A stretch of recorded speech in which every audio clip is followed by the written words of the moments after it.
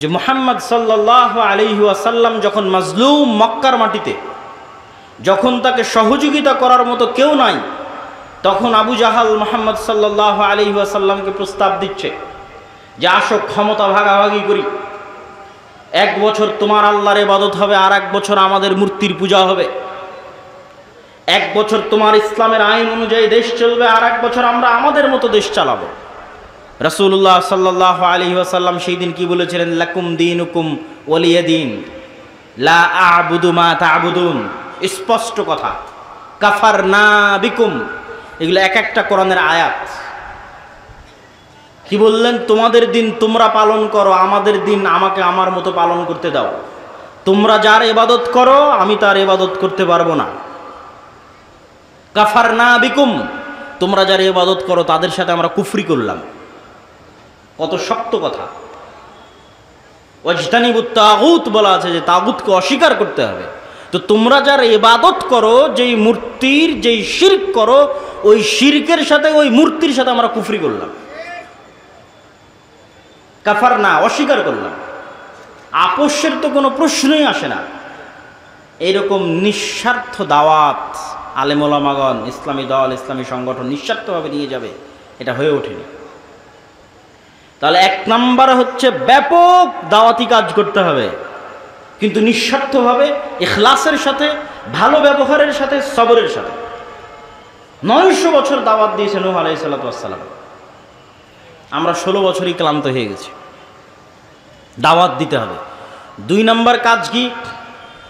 2 number কাজ হচ্ছে সমাজ এবং দেশের মানুষের সাথে সম্পৃক্ত থাকতে হবে।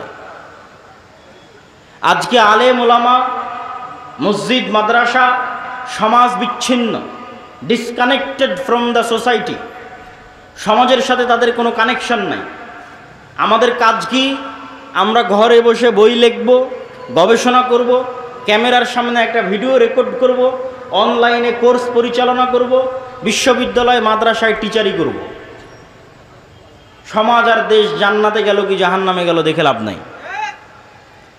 অথচ আমাদের নবী মুহাম্মদ সাল্লাল্লাহু আলাইহি ওয়াসাল্লাম না বই লেখা জানতেন, না বই পড়া জানতেন। তাহলে আমার নবী গবেষকও ছিলেন না, আমার নবী লেখকও ছিলেন না, আর আমার নবী পিএইচডি ডিগ্রিধারীও ছিলেন না, আর আমার নবী কোনো বিশ্ববিদ্যালয় মাদ্রাসায় চাকরিও করতেন না। তাহলে তিনি আল্লাহর কাছ থেকে জ্ঞান নিয়ে, মানে কোরআন শিখে 5 ওয়াক্ত সালাত আদায় বাদে বাকি সময় মানুষের পিছনে দিতেন।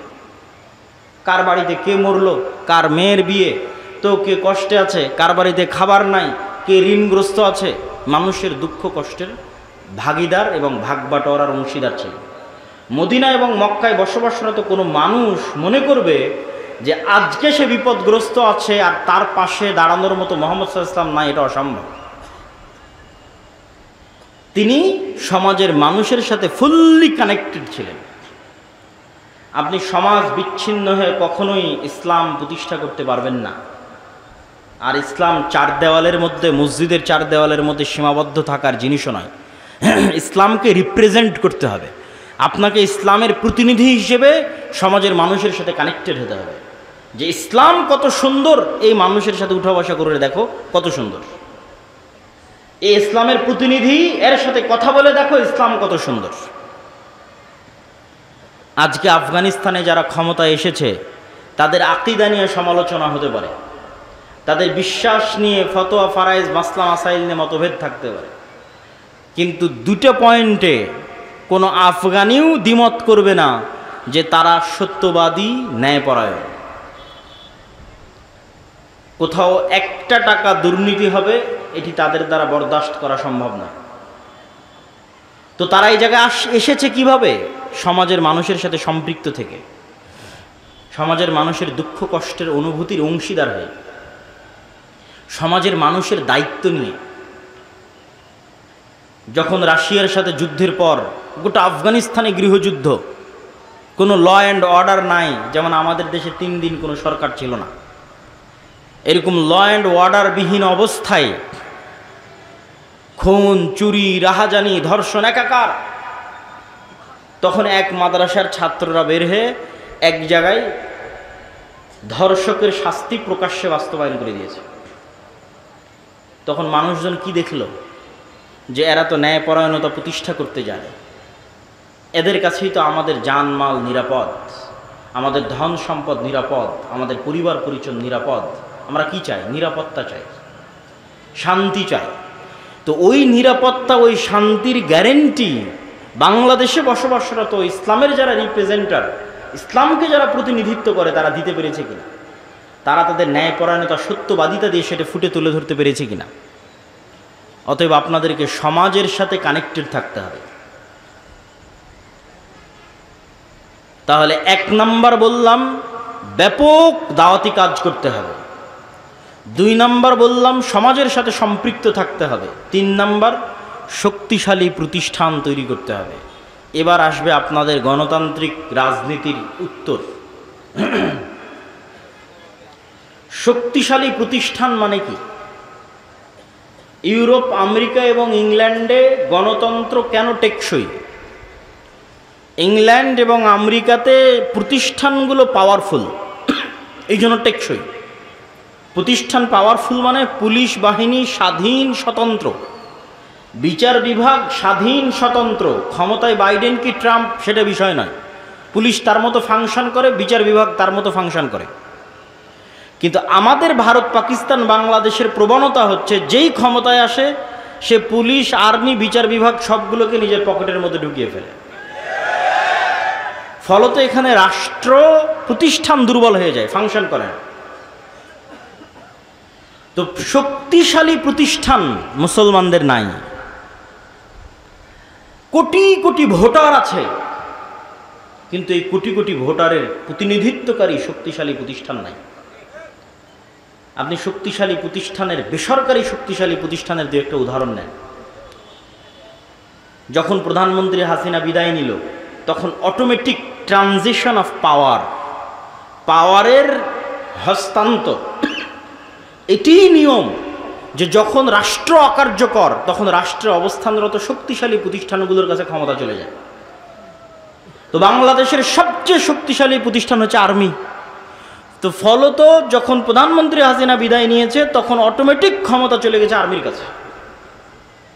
আরও অসংখ্য শক্তিশালী প্রতিষ্ঠান আছে। প্রথম আলো একাই একটা শক্তিশালী প্রতিষ্ঠান, ডেইলি স্টার একাই একটা শক্তিশালী প্রতিষ্ঠান, ব্রাক একাই একটা শক্তিশালী প্রতিষ্ঠান, গ্রামীণ ব্যাংক একাই একটা শক্তিশালী প্রতিষ্ঠান, মানবাধিকার সংস্থা অধিকার একাই একটা শক্তিশালী প্রতিষ্ঠান। তাহলে যখন রাষ্ট্র অকার্যকর তখন অটোমেটিক রাষ্ট্রের ক্ষমতা এই প্রতিষ্ঠানগুলোর কাছে চলে গেছে। আমাদের কোটি কোটি ভোটার আছে, কিন্তু আমাদের প্রতিনিধিত্ব করবে এরকম শক্তিশালী মিডিয়া নাই, আমাদের প্রতিনিধিত্ব করবে এরকম শক্তিশালী অর্থনৈতিক প্রতিষ্ঠান নাই, এরকম শক্তিশালী মানবাধিকার সংস্থা নাই যে মুসলমানদের প্রতিনিধিত্ব করবে। না হলে 5ই আগস্টের চাইতে সুবর্ণ সুযোগ, মুসলমান বা ইসলাম ক্ষমতায় যাবে, এর যে সুবর্ণ সুযোগ অতীতেও কোনোদিন আসেনি, পরে আসাও কঠিন। তাহলে কেন পারেননি? কোটি কোটি ভোটার থাকার পরেও কেন পারেননি?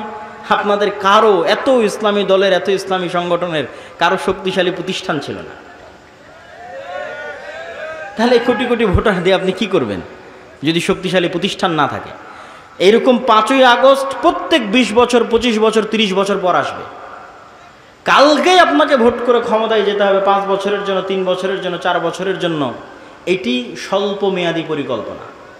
আপনি দীর্ঘমেয়াদে পরিকল্পনা করেন, 50 বছর পর, 100 বছর পর আপনি বাংলাদেশের মাটিতে ইসলামকে বিজয়ী দেখতে চান, তার জন্য কি করা লাগবে সেটা ভাবেন। কাল ক্ষমতায় চলে যাবে এই আকাশ কুসুম কল্পনা 100 বছর থেকে আমাদের হিস্ট্রি পড়া আছে। ইসলামিক খেলাফার পতন থেকে নিয়ে 100 বছর পার হয়ে গেছে। একটা থিওরি পরীক্ষা করার জন্য 100 বছর যথেষ্ট। অ্যাজ এ থিওরি, ডেমোক্রেসি ইসলাম প্রতিষ্ঠার মাধ্যম হিসেবে পৃথিবীতে এখন পর্যন্ত ব্যর্থ। 100 বছর, তো 100 বছর যথেষ্ট। আমি যদি একটু বেশি করে বলি তাহলে অনেকেই কষ্ট পায়, তো একটু বেশি করে বলি, অত বেশি করে বলবো না, একটু বেশি করে বলি। 15 বছর বা 16 বছর যে আপনারা ফ্যাসিজম বলছেন, এই ফ্যাসিজমে আয়নাঘর ছিল, গুম ছিল, খুন ছিল, দুর্নীতি ছিল। তো আপনি বলেন তো এই 16 বছর ফ্যাসিজম কিসের নামে চলেছে? গণতন্ত্রের নামে চলেছে। কিসের নামে চলেছে বলেন? গণতন্ত্রের। এই 16 বছর ফ্যাসিজম, সেকুলারিজম, ধর্মনিরপেক্ষতাবাদের নামে চলেছে না অন্য কোনো নামে চলেছে? হ্যাঁ, ধর্ম যার যার, উৎসব সবার, এটা কিসের স্লোগান? সেকুলারিজমের স্লোগান না, ধর্মনিরপেক্ষতাবাদের স্লোগান। তাহলে ধর্মনিরপেক্ষতাবাদের নামে চলেছে, সেকুলারিজমের নামে চলেছে, লিবারেলিজমের নামে চলেছে। তাহলে আপনাকে এই জিনিসটা বুঝতে হবে। এটা বললে বক্তব্য অনেক ভারী হয়ে যায়। আপনাকে এই জিনিসটা বুঝতে হবে যে গত 16 বছর আয়নাঘর গণতন্ত্র আর ধর্মনিরপেক্ষতাবাদ বানিয়েছে। গত 16 বছর গুম খুন গণতন্ত্র করেছে। গত 16 বছর গুম খুন সেকুলারিজম করেছে। সেকুলার সিস্টেম ডেমোক্রেটিক সিস্টেম করেছে, কোনো ব্যক্তি করেনি। ওই সিস্টেম এখনো আছে। ওই সিস্টেম এরকম আবারও জালেম তৈরি করবে, আবারও এরকম স্বৈরাচার তৈরি করবে। আজ থেকে কারো হায়াত যদি 30 বছর আল্লাহ বাড়িয়ে দেয়, আর আমারও হায়াত যদি আল্লাহ বাড়িয়ে দেয়, তো 30 বছর পর স্মরণ করবেন, বলেছিলাম এই সিস্টেম আবারও জালেম তৈরি করবে।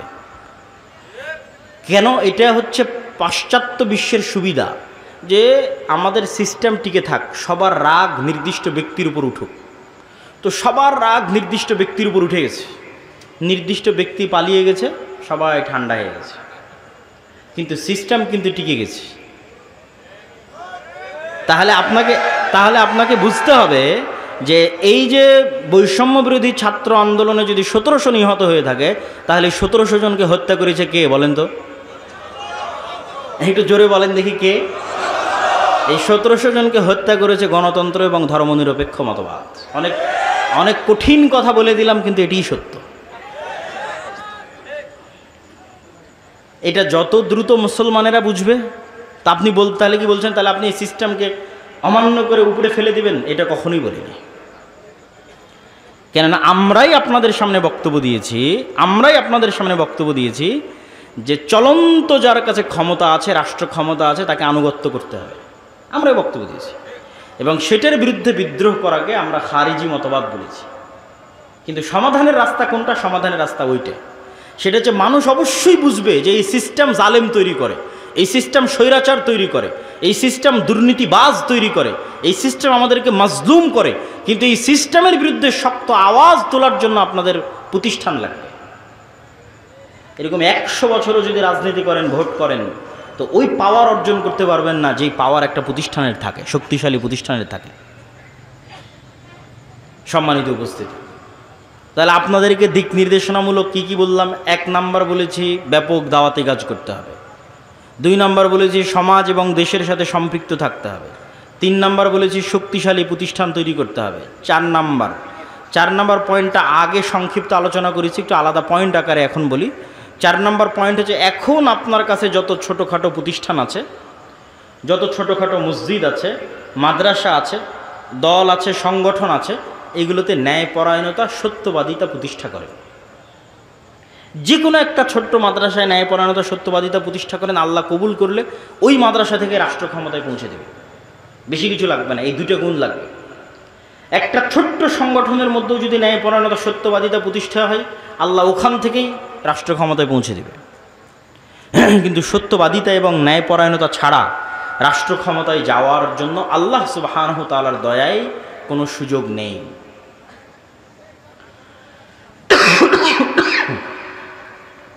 সম্মানিত উপস্থিতি, তাহলে আমরা আমাদের আলোচনার শেষের দিকে চলে আসি যে এই পরিবর্তিত পরিস্থিতিতে স্কুল, কলেজ, বিশ্ববিদ্যালয় সহ দেশব্যাপী যে দাওয়াতি কাজের পরিবেশ তৈরি হয়েছে, এই দাওয়াতি কাজের পরিবেশকে আল্লাহর পক্ষ থেকে নিয়ামত মনে করতে হবে, আল্লাহর পক্ষ থেকে দয়া মনে করতে হবে। আর এই ধরনের জালসা সম্মেলন কেন্দ্রিক দাওয়াতি কাজ থেকেও একটু বের হওয়ার চেষ্টা করতে হবে।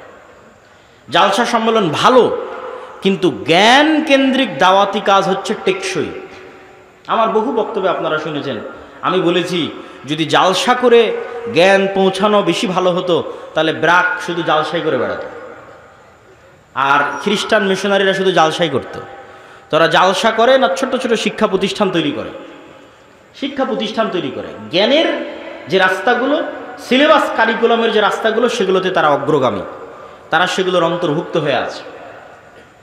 সম্মানিত উপস্থিতি, আল্লাহ সুবহানাহু তাআলা আমাদেরকে এই যে সংক্ষিপ্ত বক্তব্য আপনাদের সামনে তুলে ধরলাম, এই সংক্ষিপ্ত বক্তব্য বুঝার এবং এই সংক্ষিপ্ত বক্তব্যের প্রতি আমল করার এবং দেশব্যাপী পুরো পৃথিবীব্যাপী মুসলমানদের একটা বিপ্লব তৈরি করার তৌফিক দান করুক আল্লাহুম্মা আমিন। আমি বক্তব্য লম্বা করতে চাচ্ছি না, অল্প কথায় যতটুকু তুলে ধরেছি ততটুকুর প্রতি যদি আপনারা আমল করেন, আপনারা মূল্যায়ন করেন, এতেই আল্লাহ সুবহানাহু ওয়া তাআলা বরকত দিবে। তো আমি আমার সংক্ষিপ্ত বক্তব্য এখানেই শেষ করছি। আমাদের বই পুস্তক রাষ্ট্র ক্ষমতা ইসলামকে যেতে দাও, শতভাগ বলবে, কেননা ইসলাম আসলে সর্বপ্রথম আপনারা যারা মাজলুম আছেন, অফিস আদালতে ঘুষ ছাড়া কাজ হয় না, টাকা ছাড়া চাকরি হয় না, বাংলাদেশের কোনো রাজনৈতিক দল এগুলো বন্ধ করতে পারবে না, গণতন্ত্র দিয়ে এগুলো বন্ধ করা সম্ভব নয়। একমাত্র ইসলামই পারবে আপনার যে ন্যায্য অধিকার আছে সেটি আপনাকে ফিরিয়ে দিতে। রাষ্ট্রের যত নাগরিক সুযোগ সুবিধা আছে সমানভাবে প্রত্যেক নাগরিককে সেই সুযোগ সুবিধা প্রদান করা মানে ইসলামের রাষ্ট্র প্রতিষ্ঠা করা, যেটি ওমর রাদিয়াল্লাহু তাআলা আনহু করেছিলেন। এটা ইসলামী রাষ্ট্রের সবচেয়ে ভালো দিক, কিন্তু সেটিকে আমাদের চোখের সামনে আনতে দেওয়া হয় না। এবং আলেম ওলামা, মসজিদ মাদ্রাসা, ইসলামী দল, ইসলামী সংগঠন তারাও এই বিষয়টার প্রতি ফোকাস করে না। কেন তারা এই বিষয়টার প্রতি ফোকাস করে না? আমার এই বক্তব্য নিয়ে কিছু সমালোচনাও হয়েছে। আমি সত্যবাদিতা এবং ন্যায়পরায়ণতা দ্বারা এইটি বলছি না যে ব্যক্তির মধ্যে তাওহীদ আছে কিন্তু সে সত্যবাদী নয়, ন্যায়পরায়ণ নয়, সে জান্নাতে যাবে না, এ কথা আমি বলছি না। যার অন্তরে তাওহীদ আছে, যে সালাত আদায় করে, সে যদি মিথ্যুক হয়, অন্যায়পরায়ণ হয় আর আল্লাহর কাছে ক্ষমা চেয়ে নেয়, মানুষের সাথে অন্যায় করে মানুষের কাছ থেকে ক্ষমা চেয়ে নেয়, মানুষ যদি ক্ষমা করে দেয় তো আল্লাহ সুবহানাহু ওয়া তাআলা তাকে জান্নাতে দিবেন। কিন্তু আমি যেটা বলতে চাচ্ছি সেটি হচ্ছে, সালাত যে ব্যক্তি আদায় করে, যার আকীদা বিশুদ্ধ, কিন্তু তারপরেও সে সত্যবাদী নয়, সে তার প্রতিষ্ঠান, ইসলামী দল, সংগঠন, মসজিদ মাদ্রাসা, ব্যক্তি পরিবারে ন্যায়পরায়ণ নয়, তাকে আল্লাহ জান্নাতে দিলেও কোনোদিন রাষ্ট্র ক্ষমতা দিবেন না, রাষ্ট্র ক্ষমতায় যেতে পারবেন না, নেতা হতে পারবেন না। এই জন্য আল্লাহ সুবহানাহু তাআলা যত নবী রাসূল পাঠিয়েছেন, সকল নবী রাসূলকে সত্যবাদী, ন্যায়পরায়ণ করে পাঠিয়েছেন। কেন? তাকে তো নেতা হতে হবে। আমার নবী মুহাম্মদ সাল্লাল্লাহু আলাইহি ওয়াসাল্লাম যদি আবু সুফিয়ানের সাথে কখনো মিথ্যা বলতেন, যদি আবু সুফিয়ান রাদিয়াল্লাহু তাআলা আনহুর প্রতি চুল পরিমাণ কোনো জুলম বা অন্যায় করতেন, তাহলে আবু সুফিয়ান রাদিয়াল্লাহু তাআলা আনহু তার নেতৃত্ব মেনে নিতেন না, আর আল্লাহর নবী নিজেও নেতৃত্ব প্রদানে অযোগ্য বলে বিবেচিত হতেন। তো আল্লাহর নবী শুধু মানুষকে ইসলামের সঠিক আকীদার, সালাতের দাওয়াত দেননি, তার ন্যায় নিষ্ঠা এত উঁচু পর্যায়ের ছিল যে তৎকালীন বিশ্বে কোনো রাষ্ট্রনেতা, কোনো কাফের মুশরিক ন্যায় নীতি নিষ্ঠায় আল্লাহর রাসূলকে পার করে চলে যাবে এরকম কেউ জন্ম হয়নি। ফলত সবার মাথা তার সামনে নত থাকত। মাথা নত থাকতো তার ইসলামের দাওয়াতের কারণে নয়, তার ব্যক্তিগত চরিত্রের কারণে। যে মানুষ মিথ্যা বলে না, কারো প্রতি অন্যায় করে না, তার সামনে যদি মাথা নত না থাকে তো কার সামনে মাথা নত থাকবে? আর আল্লাহ সুবহানাহু তাআলা যে পুরো পৃথিবী পরিচালনা করছেন, আল্লাহ কি বলেছেন? কুলিল্লাহুম্মা মালিকাল মুলকি তুতিল মুলকা মান তাশা। আল্লাহ হচ্ছে সকল রাজত্বের মালিক, যাকে ইচ্ছা তাকে ক্ষমতা দেন, আর যাকে ইচ্ছা তার কাছ থেকে ক্ষমতা নেন। এটা অনুবাদ নয়, অনুবাদ হচ্ছে যাকে ইচ্ছা তার কাছ থেকে ক্ষমতা ছিনিয়ে নেন। নাজা, গরম লোহার উপর যদি পশমের কোনো একটা কাপড় বসান, যে গরম লোহাকে যদি টানেন তাহলে পশমের কাপড়ের যেমন ছাল বাকলা ছিলে বেড়ে আসে, আল্লাহ এইভাবে রাষ্ট্র ক্ষমতা ছিনিয়ে নেয়। 36 দিনের আন্দোলন দেখেন কিভাবে আল্লাহ রাষ্ট্র ক্ষমতা একদম কেড়ে ছিনিয়ে নিয়ে একদম ধ্বংসের অতল গহ্বরে নিক্ষেপ করে দিলেন। আল্লাহ বলেছে আমি রাষ্ট্র ক্ষমতা ছিনিয়ে নেই, তাহলে আসল ক্ষমতা কার কাছে ছিল? আল্লাহর কাছে ছিল। আর শেখ হাসিনার কাছে ক্ষমতা ছিল অস্থায়ী, এখন যে এসেছে তার কাছেও অস্থায়ী, 50 বছর পর যে আসবে তার কাছেও অস্থায়ী, 1000 বছর পূর্বে যে এসেছিল তার কাছেও অস্থায়ী, কিয়ামত পর্যন্ত যারা আসবে তাদের কাছেও অস্থায়ী। তাহলে স্থায়ী ক্ষমতার মালিক কে? আল্লাহ। এখন আল্লাহ এই পুরো পৃথিবী পরিচালনা করেন নিপুণ নিখুঁত মানদণ্ডে। আল্লাহ মানুষকে চ্যালেঞ্জ করেছেন যে তোমরা আসমানের দিকে তাকাও, তোমরা কি আসমানে কোনো ত্রুটি দেখতে পাও আমার সৃষ্টিতে? আপনি নিজেকে নিয়ে গবেষণা করেন যে আপনার সৃষ্টিতে আল্লাহর কোনো ত্রুটি আছে কিনা। নাক, হাত, পা, চোখ, মুখ এভাবে না রেখে অন্যভাবে রাখলে ভালো হতো। তো এই পুরো পৃথিবী আল্লাহ নিখুঁত নিপুণ মানদণ্ডে চালান। সূর্যের যেভাবে ওঠার কথা, চন্দ্রের যেভাবে ডুবার কথা, ফেরেশতাদের যেভাবে যান কবজ করার কথা, ফেরেশতাদের যেভাবে যান দেওয়ার কথা, নতুন বাচ্চা জন্মদানের কথা, যেখানে বৃষ্টি বর্ষণের কথা, যা যেভাবে আছে সেভাবে অত্যন্ত নিপুণ এবং নিখুঁতভাবে ন্যায়ের সাথে সত্যবাদিতার সাথে পরিচালিত হয়। তাহলে আল্লাহ তার ক্ষমতা ব্যবহার করেন ন্যায়পরায়ণতার সাথে। এই জন্য আল্লাহ সবসময় নিজেকে কি বলেছেন কোরআনে দেখবেন, আল্লাহ সবসময় নিজেকে বলেছে আজিজুন হাকিম, আমি মহাপরাক্রমশালী তবে প্রজ্ঞাময়। দুটো একসাথে লাগানোর কারণ কি? আল্লাহ যদি বলতেন আমি শুধু মহাপরাক্রমশালী, তাহলে যাকে যা ইচ্ছা তখন তাকে তাই করে দিতাম। কিন্তু আমার ক্ষমতা আছে, কিন্তু আমি হাকিম প্রজ্ঞাময়, এই জন্য যা করি ন্যায়ের সাথে করি, যা করি সত্যবাদিতার সাথে করি। তো এখন আপনি ইসলামের নামে, আল্লাহর নামে, আল্লাহর রাষ্ট্র ক্ষমতার অংশ আল্লাহর দয়ায় নিবেন। আল্লাহ আপনাকে দিবে রাষ্ট্র ক্ষমতা, কেননা স্থায়ী ক্ষমতার মালিক আল্লাহ। ইসলামের নামে নিবেন, আল্লাহর নামে নিবেন, আল্লাহ আপনাকে রাষ্ট্র ক্ষমতা দিবে। তো যেই আল্লাহ তার ক্ষমতা প্রয়োগ করতেছেন সত্যবাদিতার সাথে, ন্যায়পরায়ণতার সাথে, ওই দুটো গুণ যদি আপনার সাথে ম্যাচ না করে, খাপ না খায়, তাহলে আপনি আল্লাহর দয়ায় কোনোদিন আল্লাহর প্রদত্ত ক্ষমতা পাবেন না। এই জন্য আপনি যত মসজিদে যান, মাদ্রাসায় যান, ইসলামী দলে যান, ইসলামী সংগঠনে যান, যত বিভেদ আছে, যত গণ্ডগোল আছে, হানাফি কি, আহলে হাদিস কি, যত মত পার্থক্য আছে, এই মত পার্থক্যগুলোর মূলে মাসালা মাসাইল এবং আকিদার যতটা না ভূমিকা আছে। ধরেন দেওবন্দীদের সবার আকিদা এক, তারপরেও শত শত দলে বিভক্ত হয়ে আছে। এক মাদ্রাসা ভেঙে আর এক মাদ্রাসা তৈরি হয়েছে। আহলে হাদিসদের সবার আকিদা এক, তারপরে এক মাদ্রাসা ভেঙে আর এক মাদ্রাসা হয়েছে, এক দল ভেঙে আর এক দল হয়েছে। এই যে আকিদা এবং মাসালা এক হওয়ার পরও যে বিভেদগুলো, এই বিভেদগুলোর মধ্যে ঢুকেন, এই প্রত্যেকটা বিভেদের মধ্যে কারণ আপনি আকিদা মাসালা পাবেন না। কারণ হচ্ছে অন্যায়পরায়ণতা এবং মিথ্যা। হয় যিনি দলের নেতা আমির তিনি অন্যায়পরায়ণ অথবা মিথ্যার আশ্রয় নিয়েছেন, অথবা যারা কর্মী মামুর তার অধীনস্থ তারা অন্যায়পরায়ণ মিথ্যার আশ্রয় নিয়েছে। মানুষের হক যথাযোগ্যভাবে বুঝিয়ে দিতে পারেনি, দায়িত্ব পালনে ন্যায়পরায়ণতা রক্ষা করতে পারেনি। তাহলে আমরা আমাদের এই ছোট ছোট প্রতিষ্ঠানে, ছোট ছোট গণ্ডির মধ্যে আমি ন্যায়ভাবে শাসন করতে পারছি না, সত্যবাদিতার সাথে শাসন করতে পারছি না, তাহলে আল্লাহ কিভাবে আমাকে বিশাল রাষ্ট্রের দায়িত্ব দিবেন? এটা অসম্ভব। এই জন্য আলহামদুলিল্লাহ, মাশাআল্লাহ, আপনাদের মধ্যে সঠিক আকীদা আছে, আমল আছে। কিন্তু মুসলমানেরা যদি চায় যে তাদের রাষ্ট্র ক্ষমতা প্রয়োজন, তাহলে তাদেরকে এই দুইটা জিনিসের প্রতি ফোকাস করতে হবে। আপনি ন্যায়পরায়ণতাকে কখনোই এত হালকাভাবে নিয়েন না, কখনোই না। আপনি মনে করছেন না আমি তো ন্যায়পরায়ণ, আপনি আপনার স্ত্রীর সাথে ন্যায়পরায়ণ কিনা এই বিচারে কিয়ামতের মাঠে ফেসে যাবেন। বাদ দিলাম রাষ্ট্রের কথা, দোকানপাটের কথা, আপনার স্ত্রীর ন্যায্য পাওনা আপনি বুঝিয়ে দিয়েছেন কিনা সঠিকভাবে, এই বিচারে কিয়ামতের মাঠে ফেসে যাবেন।